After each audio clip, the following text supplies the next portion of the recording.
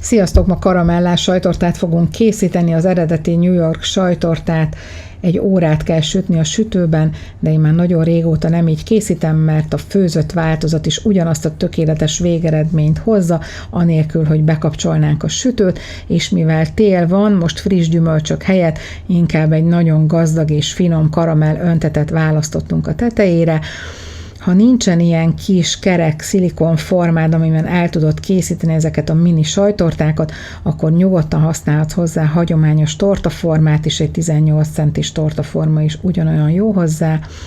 Ebből a receptből 16 darab süti készül, mivel az én szilikon formámban 8 darab fér, így kétszerre kellett megcsinálnom. A videóban most csak nyilván az egy folyamatot fogom megmutatni, nem mutatom végig mind a kettőt. Sótlan kesudiót fel kell egy kicsit puhítanunk, elő kell készítenünk, 10 percig forraljuk, 20 percet pihentetjük, leöblítjük, leszűrjük, és először elkészítjük az alapot mandulából és kekszből, fontos, hogy először ezt szárazon megdaráljuk, és utána adjuk hozzá a datóját és a többi alkotóelemet. Hogyha ilyen nagy teljesítményű aprítógéped van, akkor egészen odáig tudod ezt darálni, hogy egy nyújtható massza lesz belőle, ha nincsen, akkor teljesen jó az a változat is, amikor csak egy morzsalékot készítesz, és a szkannállal belenyomkodod a szokásos módon a forma aljába. Ha sikerült ilyen nyújthatóra készíteni, akkor viszont egy kiszúróval tudsz készíteni ilyen kis készlapokat. Betesszük a fagyasztóba, és elkészítjük a krémet. Az előkészített forralt kesút, csicseri borsót és kókusztejszínt fogunk használni, az ízesítőkkel ez lesz az alapja.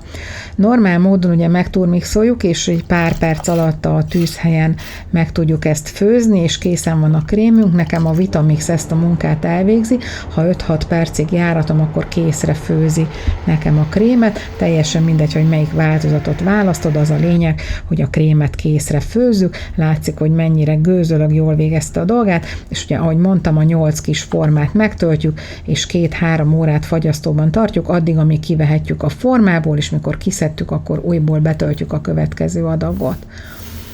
A karamellhez a kristálycukrot, a tejszínt és a margarint a szokásos módon összeforraljuk, és elkészül belőle az öntetünk. Ezt azért nem mondom most részletesebben el, mert készítettem erről egy külön teljes lépésről lépésre videót, amiben mindent meg tudsz nézni, onnantól kezdve, hogy hogyan készítjük a tejszínt egészen a végéig. Hogyha nem vagy benne rutinos, akkor javaslom, hogy nézd meg, és már csak annyi marad hátra, hogy megdíszítsük a kis tortácskáink tetejét, és utána pedig tegyünk lakotot a hűtőre, mert a családtagjaink lopkodni fogják, ez egészen biztos. Köszönöm, hogy ma is itt voltatok velem a konyhámban, várlak szeretettel máskor is, sziasztok!